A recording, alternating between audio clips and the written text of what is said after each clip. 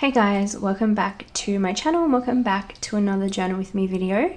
Today the ephemera that I have to put into my journal is this Skittles packet from the movies and a bunch of tickets from the movies, so from two different occasions.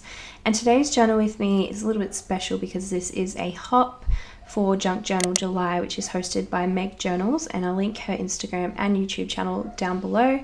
But basically she does this really awesome challenge every year in July, and she gives a prompt for every day of July, but you can interpret it however you need to or however you'd like to.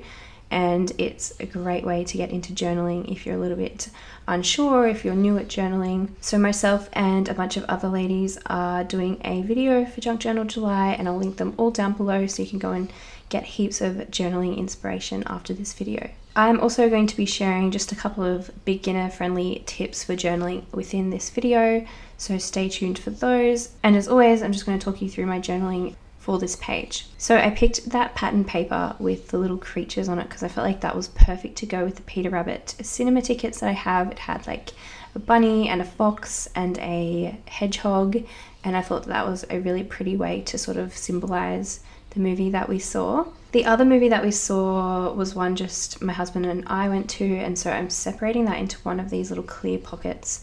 It's like a Project Life pocket that I just trimmed down, and that's just going to separate the two events within the same journaling spread.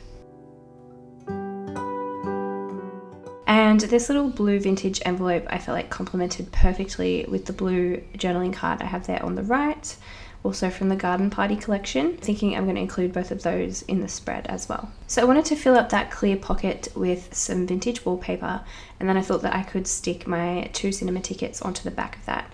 And because the wallpaper was just a little bit short, I took some of this acorn paper and attached that along the top just to fill out the entire pocket. And then I'm just going to use my glue stick to attach the cinema tickets along the back of that piece.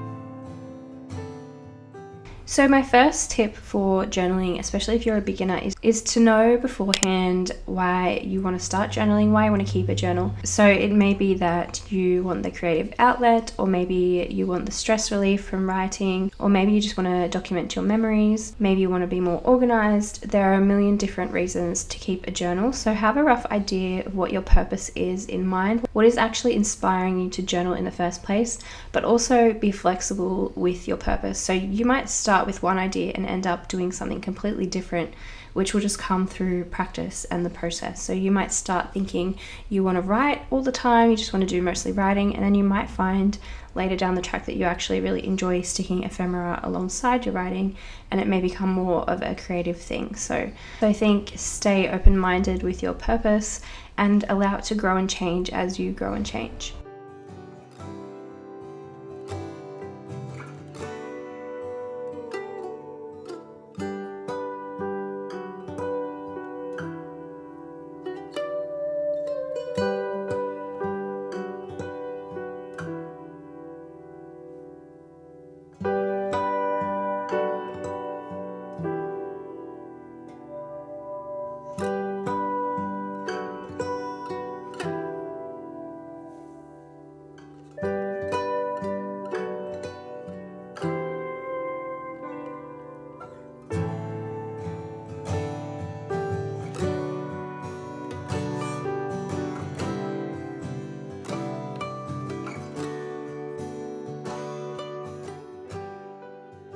I took some of this lined paper from the Garden Party paper pad as well, and I'm going to just trim that down to create like a little index card or journal card to fit inside that envelope that I have, and that's where I'm going to do a lot of my journaling.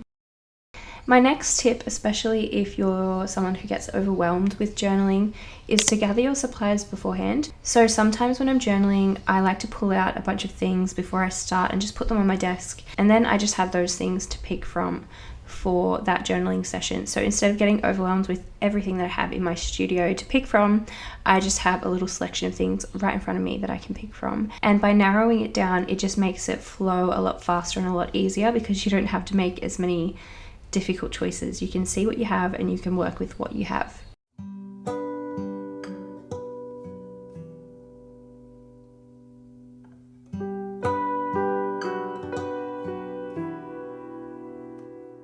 Now that I know where everything is going to go on my page, I'm just going to start gluing things down. And for the heavier pieces that I have, I'm using a wet PVA glue, but for the lighter things that I have, like the movie tickets, I'm just using a glue stick.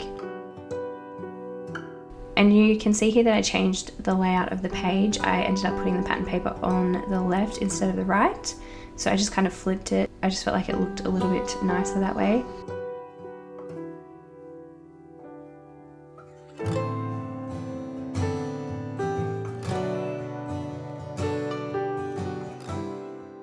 My last tip, it might seem like a really obvious one, but it's so important, and that is just to experiment. So once you kind of know what you want to do or why you want to journal, just practice and just be consistent at experimenting different styles and different ideas until you find what you like. We all have different tastes, we all live different lives, we're all very busy. So once you find the things that really work for you and the things that really inspire you, that journaling should come quite naturally, and it should flow quite easily as well, because you'll be doing something that really speaks to you.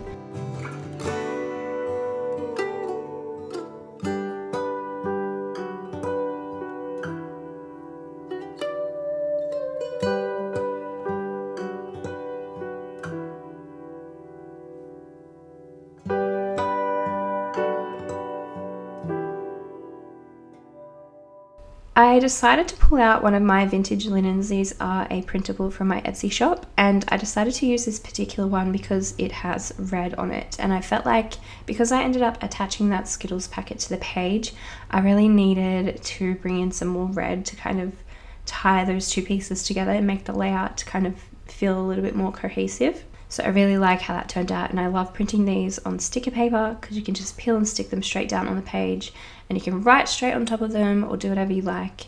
In this case, I really just liked the way it looked layered behind some of the pieces that I had on the page.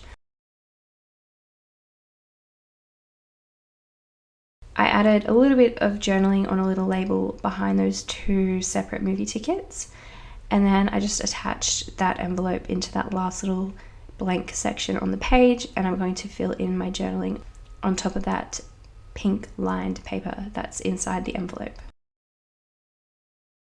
And I just tried to attach one of these little ticket pieces from the garden party paper pad, and I liked the way this pastel pink one looked inside that Skittles packet, just sort of overlapping the ticket that's inside.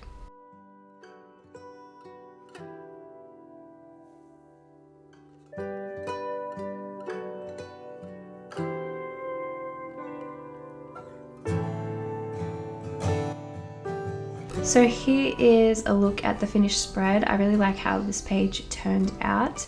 I hope you guys enjoyed it too. I will leave a link down in the description box to all the other videos you can watch for this hop, so you can get heaps of journaling inspiration. You can also check out the prompts for July that are provided by Meg. You can find them on her Instagram or her YouTube channel, so I'll link those down below as well. And if you do get involved, make sure you use the hashtag JunkJournalJuly so that she and everyone else can have a look at your pages and we can all continue to inspire each other. So I hope you guys enjoyed this one, and I'll see you in my next video.